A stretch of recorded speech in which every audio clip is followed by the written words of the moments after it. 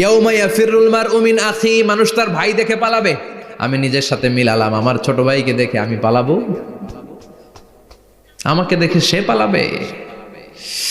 ওয়া উম্মিহি ওয়া আবি, যেই মায়ের পেটে 10 মাস আমি ছিলাম, যে মা আমি না ঘরে না গেলে ঘুমায় না, আমি না খেলে মা খেতে চায় না, আমার জন্য আমার মায়ের প্রাণ, আমার মায়ের জন্য আমার প্রাণ, কত ভালোবাসাবাসী। ওই মা আমাকে দেখে চিনবে না, আমি নাকি আমার মাকে দেখে চিনব না। আমি আমার বাবারে দেখে পালাবো। ছোটবেলা থেকে কোলে পিঠে করে আমার বাবা আমারে মানুষ করলো, বাবাকে কত ভালোবাসি, বাবার সাথে কত ভালোবাসার গল্প, এই বাবারে দেখে আমি দৌড় দিব, বাবা আমারে দেখে দৌড়াবে। ওয়া সাহিবাতিহি ওয়া বানি, সাহিবা মানে প্রিয়তমা স্ত্রী, যার সাথে এত ভালোবাসা এত খুনসুটি, তারে দেখে আমি পালাবো। ওয়া বানি, আমার সন্তান, যেই সন্তানের জন্য আমি আমার জীবনও দিতে রাজি, ঠিক কি না? সন্তানকে দেখে আমি দৌড়। আব্বু বলে ডাক দিল, আমি চিনব না। আমার মেয়েটা আমারে ডাকলে নাকি আমি চিনব না,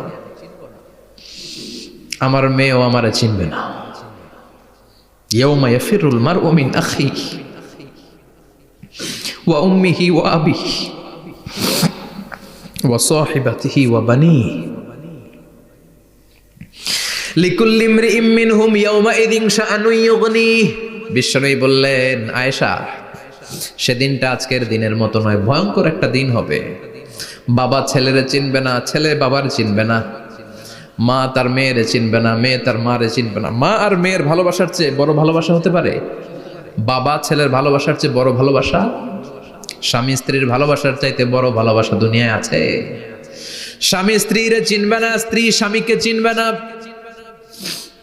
বন্ধু বন্ধুরে চিনবে না, ইমাম সাহেব মুসল্লিরে চিনবে না, মুসল্লি ইমাম সাহেবকে চিনবে না, নেতা কর্মীরে চিনবে না, কর্মী নেতাকে চিনবে না। আমরা সবসময় বিপদে আছি, তবে 4টা কাজ করলে আমাদের বিপদকে কাটিয়ে দিবে কে? আল্লাহ। ঈমান আনতে হবে কার উপর? জোরে বলেন।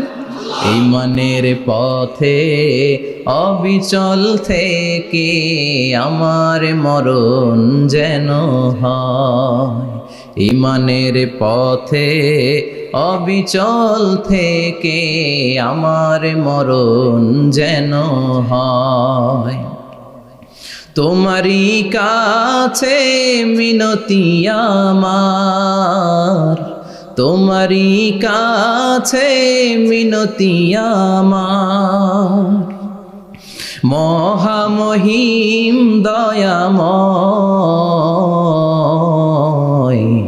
ঈমানের পথে অবিচল থেকে আমার মরণ যেন হয়। পড়েন আমিন। চমৎকার দোয়া হয়ে গেছে না? ঈমানের পথে অবিচল থেকে আমার মরণ যেন হয়। আবার পড়েন আমিন। তো যেই ইসলামী সঙ্গীতগুলোর, নাশিদগুলোর কথামালা সুন্দর, এগুলো আপনারা গাবেন, এগুলো হৃদয়কে টাচ করে। যেগুলো হৃদয় থেকে লেখা হয় এগুলো হৃদয়কে টাচ করে, যেগুলো হৃদয় দিয়ে বলা হয় এগুলো মানুষের অন্তরে যে টাচ করে, ঠিক কি না? বিশ্বনবী যা বলতেন হৃদয় থেকে বলতেন, প্রাণ খুলে বলতেন, প্রাণ থেকে বলতেন, যেটা মানুষের হৃদয়কে টাচ করত। আবার বিশ্বনবী কথা বলতেন কম, কিন্তু এটার অর্থ ছিল ব্যাপক। বিশ্বনবী বলতেন, ও তু জাওয়ামি আল কালিম, আমাকে আল্লাহ তাআলা জাওয়ামি আল কালিম দিয়েছে। বিশ্বনবী বলতেন অল্প, বলতেন অল্প, কিন্তু এটার অর্থ, ব্যাখ্যা, বিশ্লেষণ ভলিউমের পর ভলিউম হয়ে যায়, কিন্তু ব্যাখ্যা শেষ হয় না। সুবহানাল্লাহ।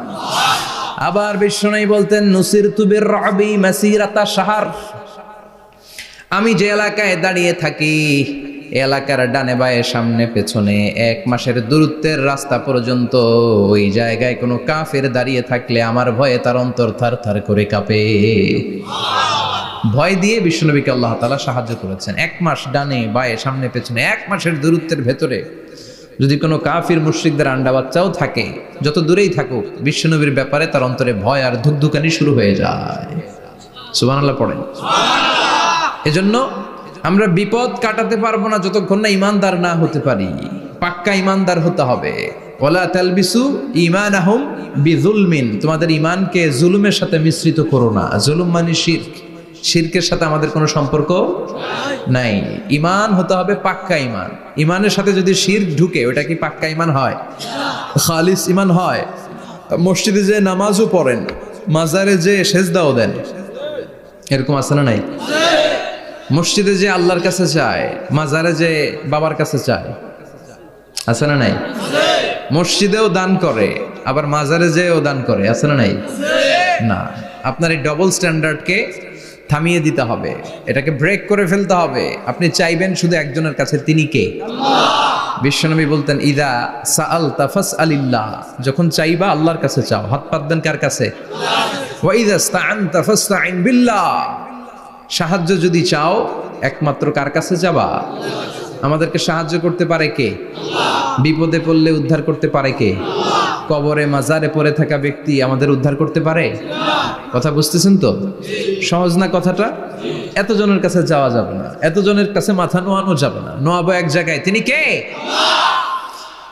আবার বিশ্বনবী বলতেন, এই শিরিক হচ্ছে আখফা মিন দাবিবিন নামাল, পিঁপড়ার গুটি গুটি পায়ের চেয়েও শিরকটা হলো বড় সূক্ষ্ম। পিঁপড়া যেমনি গুটি গুটি পায়ে মিষ্টির দোকানে ঢুকে যায়, যে মিষ্টি নষ্ট করে, শিরক তেমনি তোমার ভেতরে ঢুকে তোমার ঈমানকে নষ্ট করে দেয়। আখফা মিন